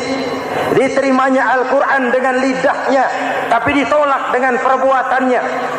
Mulutnya menjunjung Al-Quran, perbuatannya menginjak Al-Quran. Quran bilang ke barat, dia pergi ke timur. Quran bilang ke selatan, dia berangkat ke utara. Quran bilang haram, dia terjang. Quran bilang halal, dia tidak mau. Orang seperti itu tidak zalim kepada Allah, tapi zalim kepada dirinya sendiri. Mudah-mudahan kita yang termasuk golongan ini. Amin. Yang kedua, wa minhum muqtasid. Di antara mereka ada yang menerima Quran 50-50. Separuh-separuh. Yang enak dilaksanakan, yang berat ditinggal. Padahal pada sisi lain Quran mengajarkan masuklah ke dalam Islam secara total. Kafah, jangan separuh-separuh. Ini watak munafik. Kalau dilihat Islam menguntungkan, rame-rame teriak Islam. Ketika diminta berjihad, diminta berkorban, diminta zakat, rame-rame mengundurkan diri. Saya bangkrut Pak, saya miskin Pak, saya pailit Pak. Mental itu dalam awal-awal Baqarah dijelaskan. Kullama adha'a lahum masyaw fihi wa idza adlama 'alaihim qamu. Kalau terang mereka berangkat, kalau gelap mereka mandek. Itu ciri orang munafik beragama. Kalau Islam menguntungkan, rame-rame teriak Islam. Ketika diminta berjihad, berkorban, berjuang, rame-rame mengundurkan diri. Muqtasid. Golongan yang ketiga, ini yang ideal. Wa minhum sabiqum bil khairati biiznillah. Di antara mereka ada yang setelah menerima Al-Quran lalu berlomba-lomba mengamalkannya, berlomba-lomba melaksanakannya. Jangan sampai yang baca Quran dengan suara merdu dapat piala, yang mengamalkan Quran dengan konsekuen dapat penjara.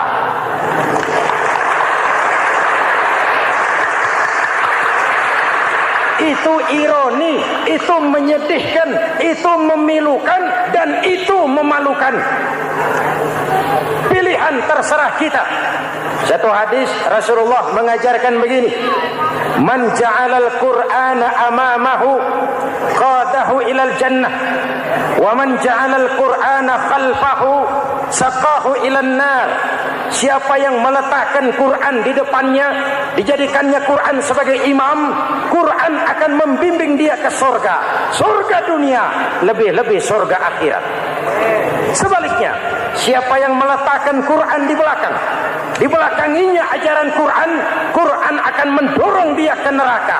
Neraka dunia, lebih-lebih neraka akhirat. Quran imam apa makmum? Kita makmum apa imam? Makmum ikut imam apa imam ikut makmum? Makmum ikut imam. Jikalau Quran adalah imam, jikalau kita adalah makmum. Ke barat kata Quran, ke barat kita berangkat. Ke timur kata Quran, ke timur kita menuju. Halal kata Quran, itu yang kita ambil.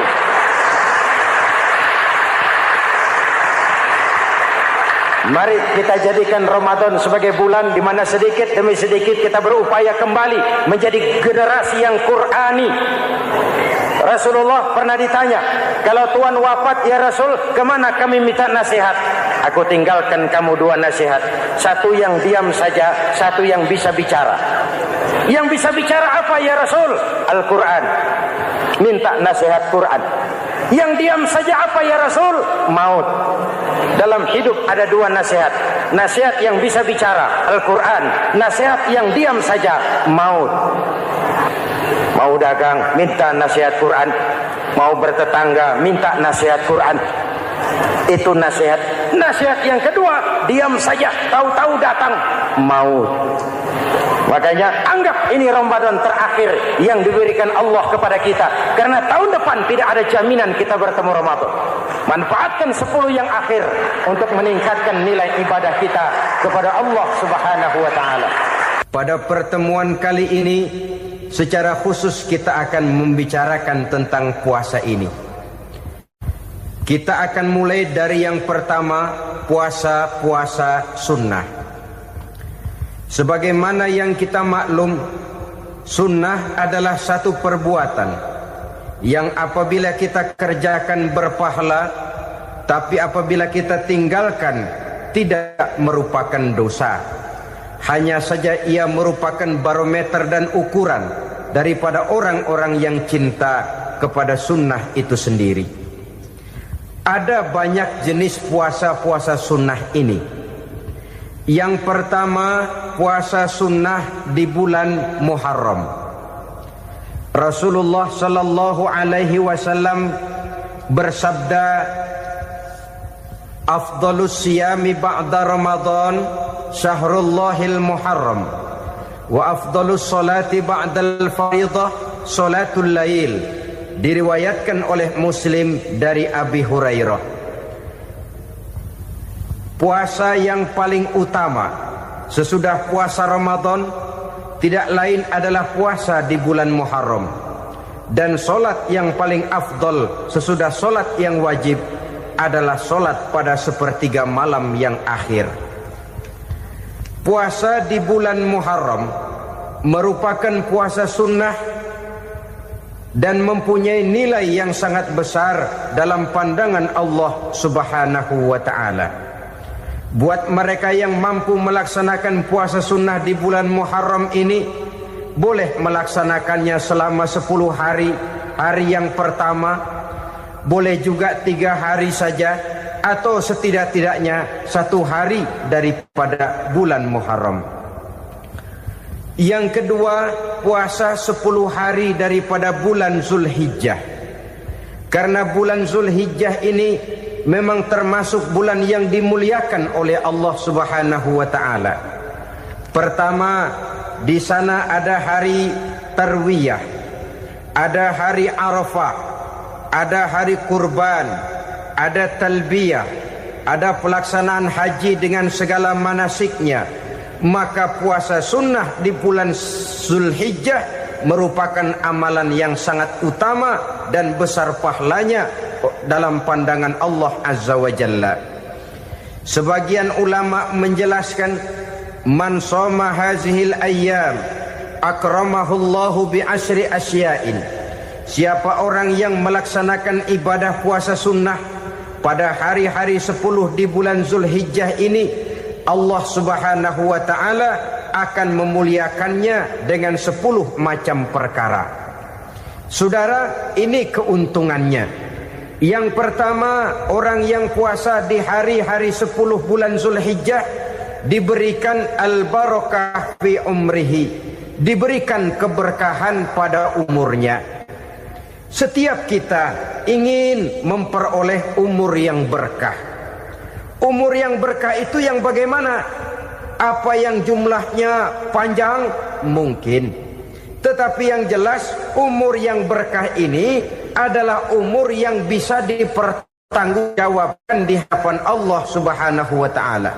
Artinya, umur yang diisi penuh dengan kebajikan, umur yang diisi dengan segala macam kegiatan ibadah, dan umur yang dengan demikian sungguh pun kita sudah mati, jasad terkubur dalam tanah, nama kita akan tetap hidup, dikenal orang oleh karena kebajikan yang kita kerjakan.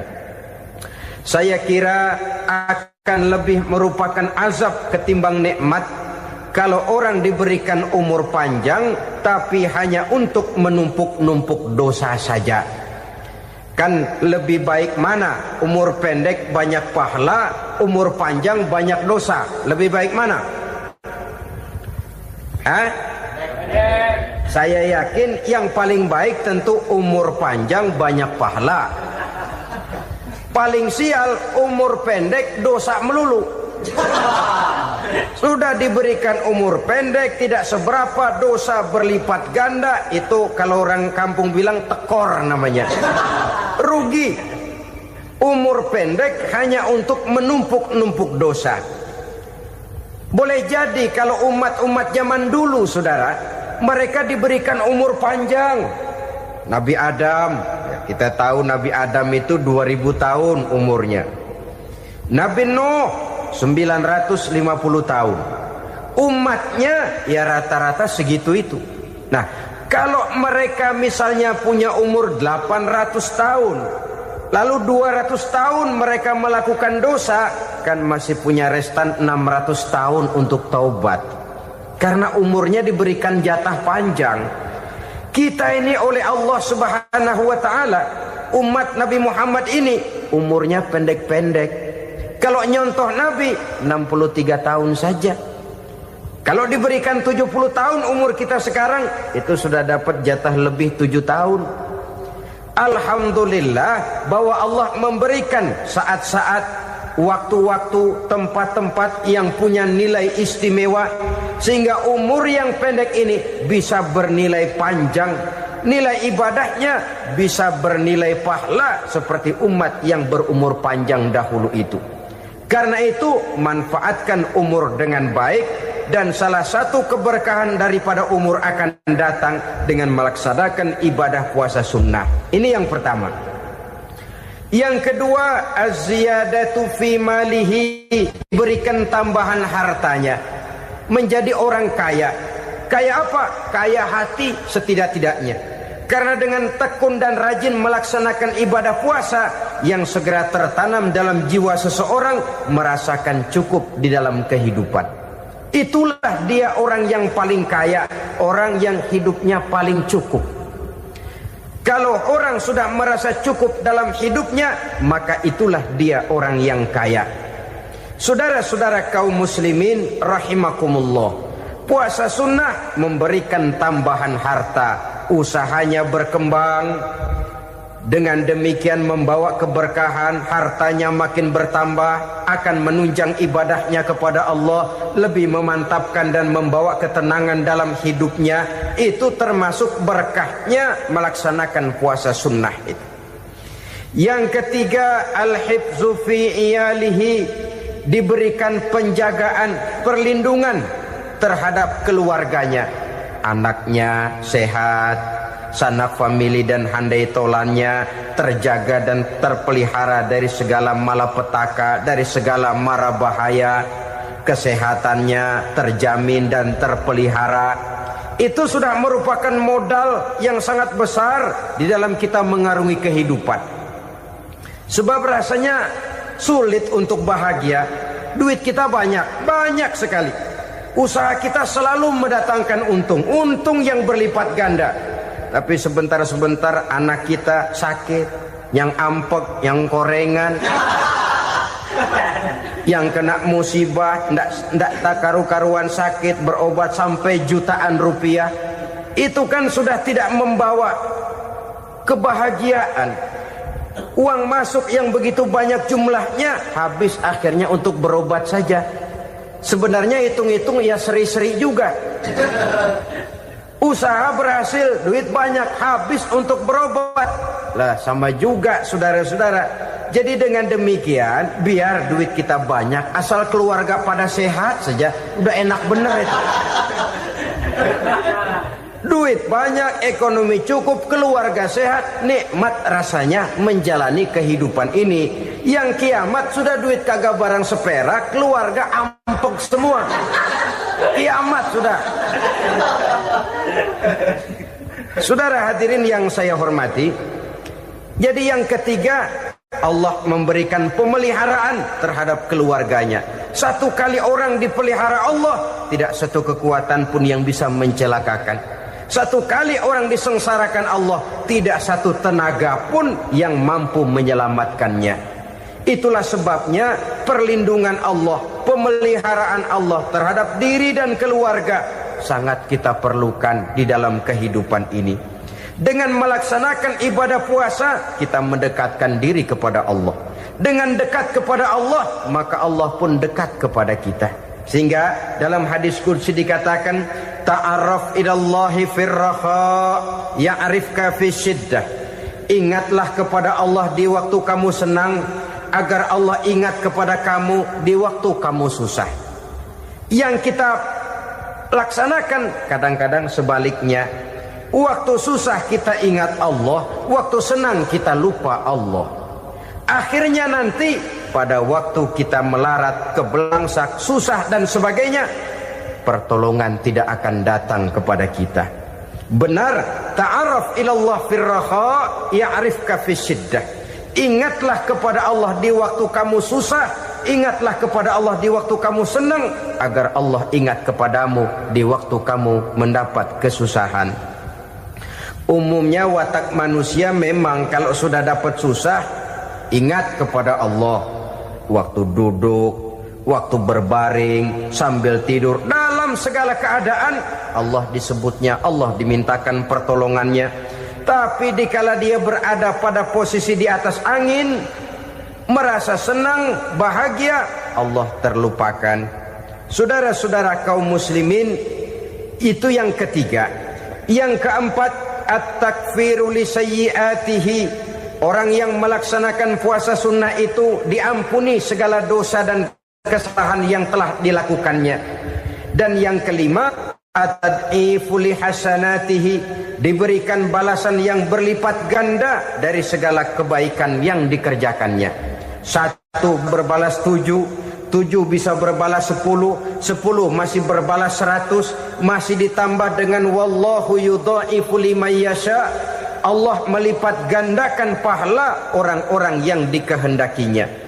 Maka carilah satu kebaikan yang apabila kita kerjakan, dosa akan dihapus dan nilai pahalanya menjadi berlipat ganda. 1 kali kita bekerja, 2-3 pulau bisa kita raih dan kita jangkau. Yang keenam, orang yang melaksanakan puasa sunnah di bulan Zulhijjah, at-tashil li sakarati mautihi, diberikan kemudahan pada saat menghadapi sakaratul maut.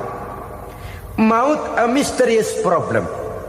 Dia adalah pintu yang setiap orang pasti akan memasukinya.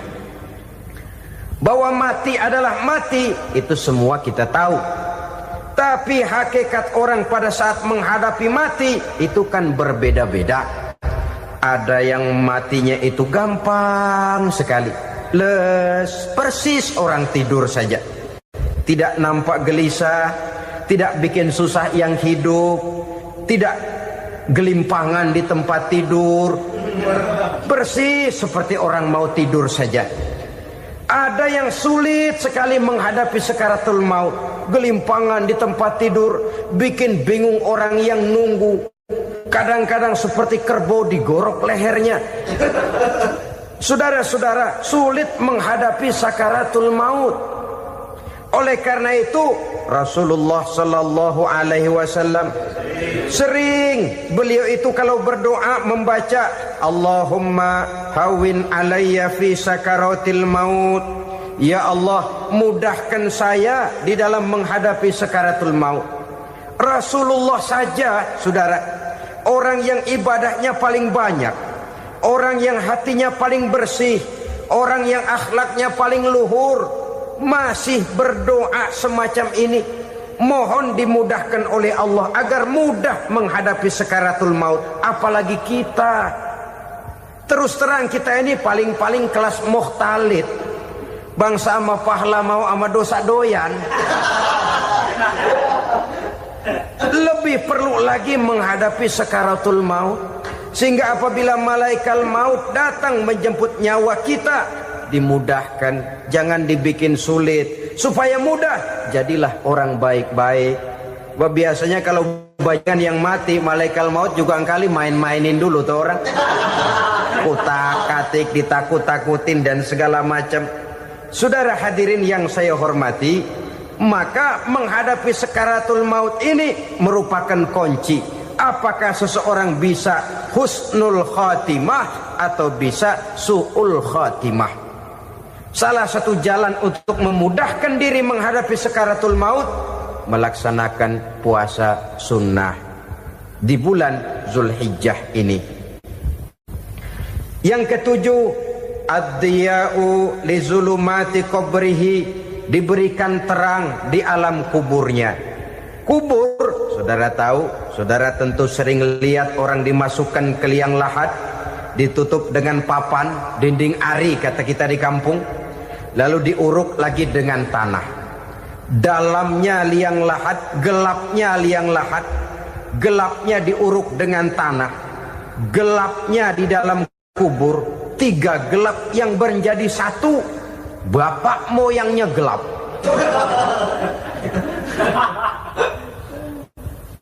Puasa sunnah ini merupakan terang di alam kubur kita nanti. Yang ke-8, at-tasqil limizanihi, diberikan keringanan pada timbangan di hari akhirat nanti. Bahwa setelah dibangkitkan dari kubur, setiap kita akan menghadapi perhitungan, akan ditimbang segala macam kebaikan dan segala macam kejahatan yang pernah kita lakukan di dalam kehidupan. Orang yang melaksanakan ibadah puasa sunnah, at-tasqilu limizanihi, diberikan keringanan timbangan hari akhiratnya nanti. Yang ke-9, an-najah minal bala, diberikan keselamatan dari segala macam bencana. Dan yang ke-10, as-su'ud ala darajatihi, diberikan ketinggian, naik derajatnya, derajat di dunia, lebih-lebih lagi derajat di akhirat nanti. Ini keutamaan yang diberikan Allah Subhanahu wa ta'ala kepada mereka yang melaksanakan ibadah puasa 10 hari di bulan Zulhijjah menurut penjelasan sebagian dari para ulama kita. Jadi setelah puasa Muharram ada lagi puasa Zulhijjah. Kemudian puasa sunnah yang ketiga, puasa sunnah pada hari Senin dan hari Kamis. Apa sumber hukumnya?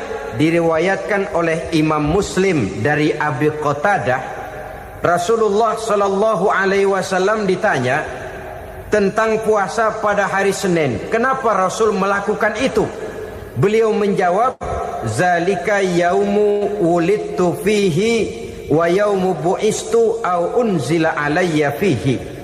Hari Senin itu adalah hari di mana aku dilahirkan dan hari di mana aku dibangkitkan. Wahyu pertama turun kepadaku pun pada hari itu. Maka sunnah melaksanakan puasa pada hari itu. Adapun hari Kamis, ada hadis yang diriwayatkan oleh Imam Turmuzi dari Abi Hurairah, Nabi bersabda, tu'radul a'malu yaumul isnaini wal khamisi fa uhibbu ay yu'radu amali wa ana sha'im. Disetor amal setiap manusia pada hari Senin dan pada hari Kamis.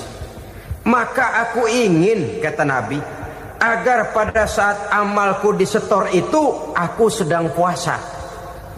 Jadi malaikat itu menurut riwayat ini mencatat dan menyetorkan catatan amalan seseorang pada hari Senin, hari Kamis. Tiap hari Senin amalan kita disetor oleh malaikat. Catatan terakhir tentu yang sedang kita kerjakan. Sehingga yang masuk daftar, saya tinggalkan orang ini, dia sedang puasa. Karena naik catatan amalnya pada hari Senin. Kamis diangkat lagi, catatan paling akhir, saya tinggalkan orang ini, dia sedang puasa. Itu makna fa uhibbu ay yu'rada amali wa ana shaim. Aku senang kalau pada saat amalku disetor, catatan paling akhir aku lagi puasa. Satu keistimewaan. Alangkah celaka tiap amalan disetor kita sedang berbuat jahat. Senin, Kamis, teler, mabok, judi. Tiap amalan disetor catatan akhirnya, saya tinggalkan si fulan lagi teler. Laporan Senin. Kamis laporan lagi, saya tinggalkan si fulan lagi mirip kartu. Saudara hadirin yang saya muliakan, alangkah jeleknya catatan kita. Oleh karena itu sunnah puasa pada hari Senin dan hari Kamis. Ini amalan sunnah, saudara-saudara.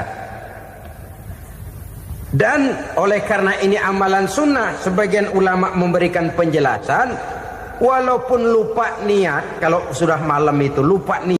Terima kasih sudah menonton. Semoga menjadi amal jariah bagi beliau. Semoga bermanfaat bagi kita semua, dan semoga kita bisa mendapatkan pahala yang berlipat ganda di bulan puasa karena mendengarkan ceramah dari beliau. Oke, sekian dan terima kasih. Wassalamualaikum warahmatullahi wabarakatuh.